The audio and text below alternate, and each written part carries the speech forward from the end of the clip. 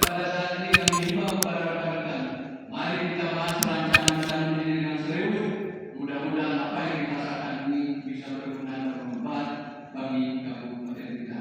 Demikian. Syederalun, Dewan Perwakilan Rakyat Kabupaten Gayo Lues menggelar sidang rapat paripurna tentang rancangan Kanun Perubahan Anggaran Pendapatan dan Belanja Kabupaten tahun anggaran 2020 di Gedung Dewan Senin 28 September. Kecuali melaksanakan tugas-tugas yang tidak dapat dihindari.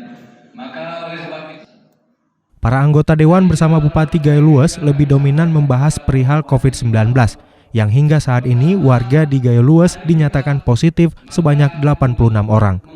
Bupati Gayo Lues akan meliburkan sementara waktu atau selama 14 hari untuk semua kegiatan sekolah dan aktivitas PNS di lingkungan pemerintah untuk memutuskan rantai penyebaran virus. Sidang paripurna RAPBK dipimpin Ketua DPRK Gayo Lues Ali Husin.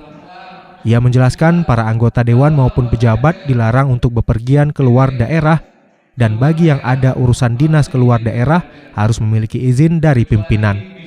RAPBK tersebut untuk menampung kegiatan yang belum tertampung sebelumnya, sehingga melalui perubahan anggaran ini diupayakan dapat menampung kegiatan lainnya yang belum terrealisasi.